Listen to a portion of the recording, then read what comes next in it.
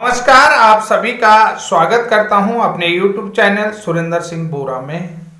क्या ये बात सच है या अफवाह है कि बीएड शिक्षकों की प्राथमिक शिक्षक के रूप में बहाली के लिए केंद्र सरकार और एनसीटी माननीय सर्वोच्च न्यायालय के 11 अगस्त 2023 के फैसले में रिव्यू के लिए जा रहे हैं?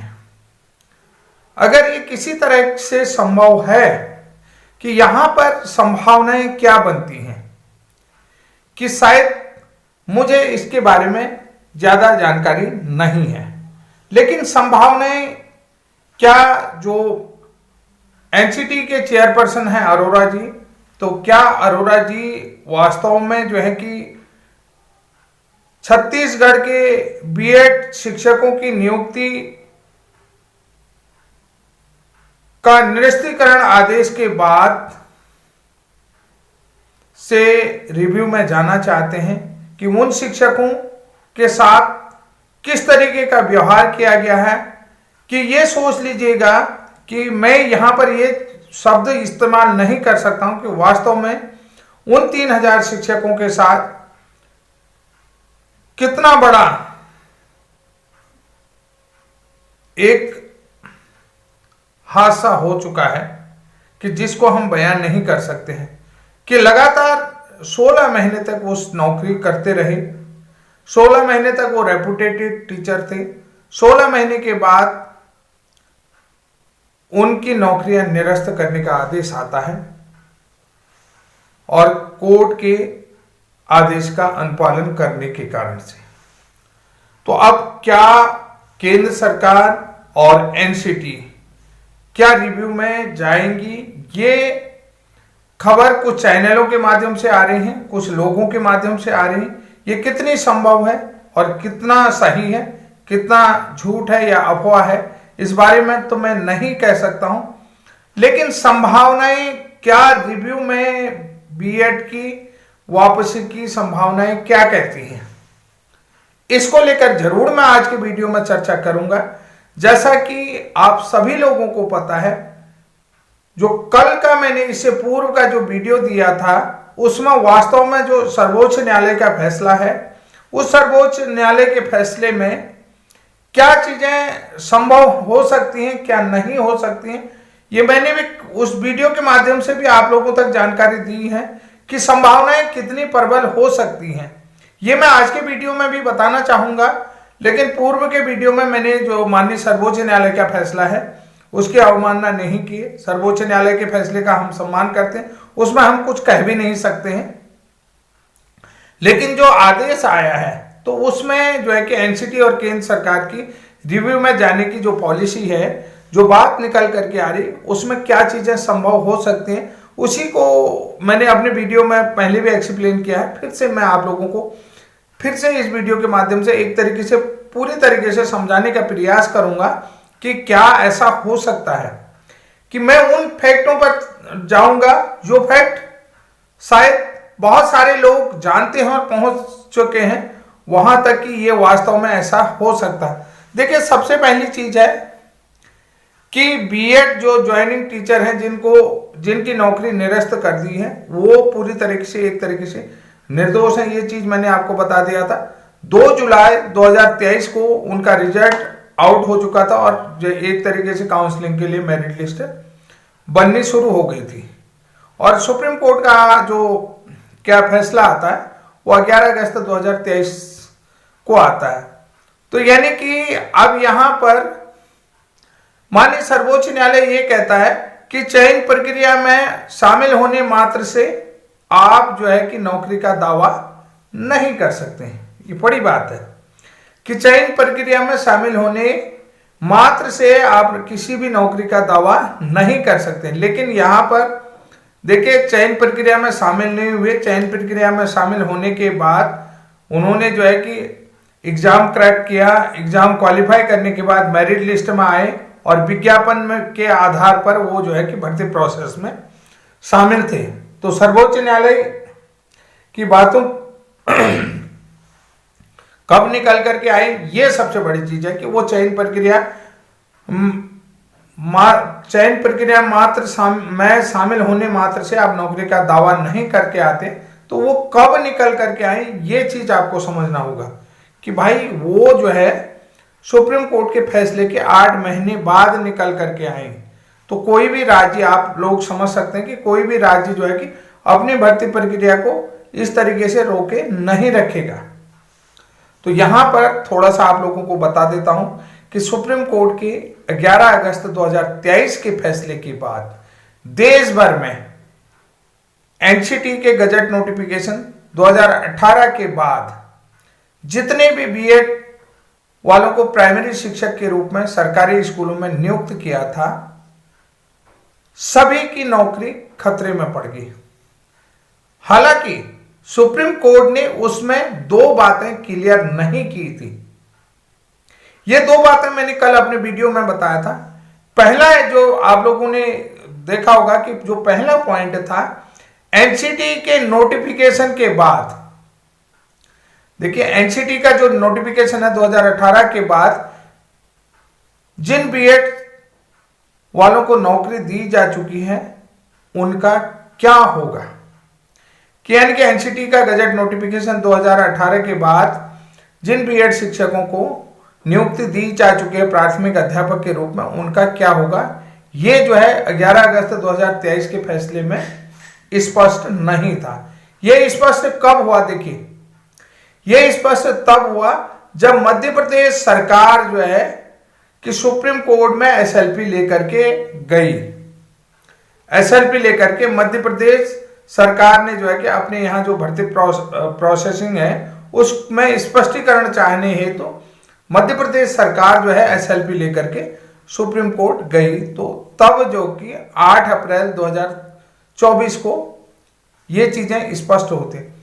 अब दूसरी बात देखिए, दूसरा पॉइंट क्या था इस फैसले में। दूसरा पॉइंट ये था कि फैसले से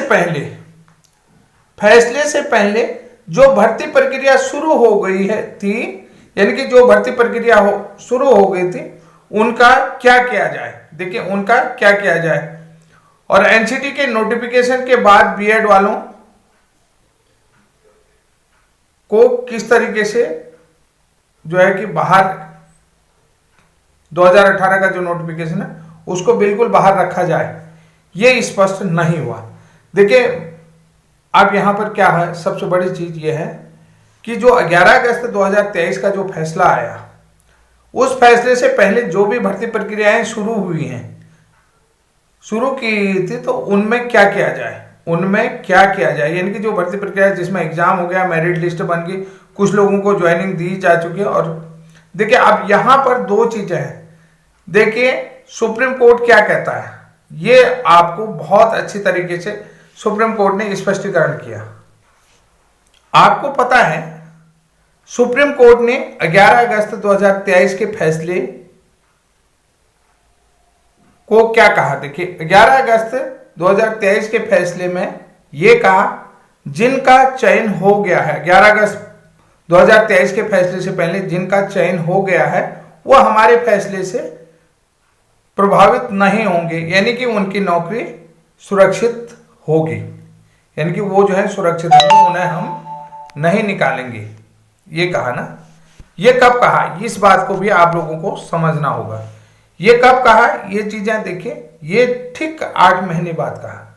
देखिए अब यहां पर देखिए कि सुप्रीम कोर्ट ने इसमें एक चीज, ये चीज कहा कि चयन प्रक्रिया में शामिल होने मात्र से आप दावा नहीं कर सकते, नौकरी का दावा या नियुक्ति का दावा नहीं कर सकते हैं। चयन प्रक्रिया मात्र में शामिल होने से आप नियुक्ति का दावा नहीं कर सकते। भाई सुप्रीम कोर्ट ने यह बात बिल्कुल क्लियर कर दी, स्पष्ट कर दी। लेकिन यह बात माननीय सर्वोच्च न्यायालय ने कब क्लियर करी, 8 महीने के बाद, 11 अगस्त 2023 के जजमेंट के 8 महीने के बाद, जब मध्य प्रदेश सरकार जो है कि सुप्रीम कोर्ट में एसएलपी लेकर के गई कि आप ये बताइए कि हमको कौन से लोगों को भर्ती प्रक्रिया में लेना है और किन को जो है कि सुरक्षित करना है, क्या आगे की भर्ती प्रक्रिया में क्या क्या चीजें हमें रखनी है। तो ये एसएलपी लेकर के, और कौन से लोग सुरक्षित है, कौन से लोग नहीं है, कौन से इस फैसले से प्रभावित है, कौन से नहीं है। अब आप लोगों को पता है 2 जुलाई यानी कि जो है कि 11 अगस्त 2023 का जो फैसला आया, तो छत्तीसगढ़ शिक्षकों को 11 अगस्त 2023 के फैसले से इंटरिम रिलीफ माननीय सर्वोच्च न्यायालय ने ही दिया था। माननीय सर्वोच्च न्यायालय ने इंटरिम रिलीफ दे करके उनको कहा कि इनको भर्ती प्रक्रिया में शामिल करो, ठीक है, भर्ती प्रक्रिया में, और जो इनका चयन प्रक्रिया है वो जो है अंतिम फैसले के निर्णय के अधीन रहेगी, यानी कि जो हाईकोर्ट का अंतिम फैसला होगा उस निर्णय के अधीन है। तो यहां पर जो है कि 2 अप्रैल को क्या हुआ, 2 अप्रैल 2024 को छत्तीसगढ़ हाईकोर्ट ने इनको भर्ती प्रक्रिया से बाहर कर दिया सुप्रीम कोर्ट की जजमेंट के आधार पर। अब देखिए 2 अप्रैल 2024 को सुप्रीम कोर्ट के फैसले में स्पष्टीकरण नहीं आया था कौन से उन्हीं 2 बिंदुओं में कि जिनकी नियुक्ति 11 अगस्त 2023 से पहले हो चुकी है उनके साथ क्या किया जाए, और जो फैसले से पहले जो भर्ती प्रक्रिया शुरू हुई है उसमें उसको क्या किया जाए। ये जो है कि यहां पर बहुत बड़ा झोल आज भी मुझे नजर आता है। ये 2 पॉइंट है, 2 महत्वपूर्ण पॉइंट है, ये महत्वपूर्ण पॉइंट है। देखिए कोई भी राज्य सरकार अपनी यहां की भर्ती प्रक्रिया 8 महीने तक नहीं रोक सकती है, 8 महीने तक उस भर्ती प्रक्रिया को नहीं रोक सकती है। और दूसरी तरफ बीएड के लिए सुप्रीम कोर्ट ने इंटरिम रिलीफ दे रखा था, इंटरिम रिलीफ दे रखा था, और उसको जो है उनकी नियुक्ति जो है कि हाई कोर्ट के फैसले के अधीन रखी हुई थी। तो हाई कोर्ट का जो फैसला आता है वो 2 अप्रैल को आता है, सुप्रीम कोर्ट का जो रिव्यू आता है अपनी पावर का यूज करते हुए मध्य प्रदेश के एसएलपी में, वो 8 अप्रैल को आता है। तब तक ये शिक्षक लगभग 8 महीने की नौकरी कर चुके थे। तो अब यहां पर देखिए कुल मिलाकर के यहां पर जो 8 महीने का डिफरेंट है, तो उस 8 महीने में कोई भी व्यक्ति इंटरिम रिलीफ के आधार पर और या जो है फैसले के हिसाब से क्लियर न होने के कारण से नियुक्ति पाने का पात्र बन सकता था, और बन सकता था। ये कुछ चीजें निकल करके जो आ सकती हैं वो एनसीटी और केंद्र सरकार को फायदा पहुंचा सकती है। अब मैं यहां पर ये तो नहीं कहता हूं कि आने वाली भर्ती में बीएड शामिल हो जाए, ये तो नहीं कह सकता हूं, लेकिन कुछ चीजें जो नियुक्त शिक्षक है, क्योंकि आप यहां पर जो सुप्रीम कोर्ट कहता है कि चयन प्रक्रिया में शामिल होने मात्र से आप नियुक्ति का दावा नहीं कर सकते हैं। यह कब कहता है? 8 अप्रैल 2024 के रिव्यू फैसले में, जो मध्य प्रदेश का रिव्यू, उससे पहले ये लोग क्या हो गए, ये पॉइंट का है, इस पॉइंट चयन प्रक्रिया में शामिल होने मात्र से आप नियुक्ति का दावा नहीं कर सकते हैं। ये कब कह रही है? 8 अप्रैल 2024 के रिव्यू फैसले में। लेकिन उससे पहले छत्तीसगढ़ के जो बीएड अभ्यर्थी हैं वो नियुक्ति पा चुके थे, तो वो जो है कि सितंबर 2024 में नियुक्ति पा चुके थे। तो यहां पर जो है कि ये जो कंट्राडिक्शन आ रहा है ना, ये चीज कुछ चीजें बना करके दे सकता है। अगर सेंट्रल गवर्नमेंट और एनसीटी रिव्यू में जाती हैं तो ये बड़ी चीजें निकल करके आ सकती है। बस बकायदा जो है कि ये बातें कितनी सच हैं कि केंद्र सरकार और एनसीटी जो है रिव्यू में जाएंगी। तो ये बहुत महत्वपूर्ण पॉइंट, बहुत सोच समझ करके इन पॉइंटों को आप समझ सकते होंगे। जैसा कि आप लोगों ने देखा होगा, मध्य प्रदेश को लेकर के भी मैंने आप लोगों को पता है ना, दिसंबर 2024 में जो है कि जो सर्वोच्च न्यायालय में सुनवाई हुई, उसके बाद उन्हें रिटर्निंग जो है कि हाई कोर्ट भेजा है। तो अब जो है उसकी हियरिंग कब होगी? जब केस लगेगा, जब यहाँ पर जो है रिट फाइल होगी।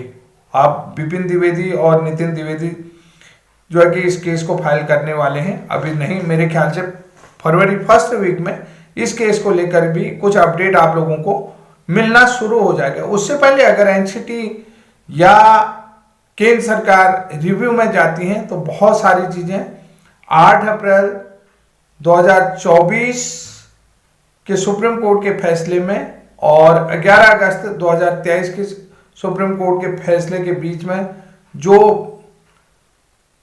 खाई रही है, यानी दूरी रही है, उस दूरी को कहीं न कहीं इस तरीके से देखा जा सकता है कि ये जो गैप है 11 अगस्त 2023 से 8 अप्रैल 2024 के बीच का जो गैप है वो कहीं न कहीं बीएड को सपोर्ट करता है। ये गैप सबसे इंपॉर्टेंट गैप जो है कि ये बीएड को सपोर्ट कर सकता है, लेकिन ये सपोर्ट तब करेगा ना, इन चीजों को हम तब वहां पर रख सकते हैं जब आपका सपोर्ट हमें मिलेगा। कि हमारे पास आपका सपोर्ट ही नहीं होगा तो कहां से हम इन बातों को रखेंगे। हमें गिने चुने लोग ही सुनेंगे।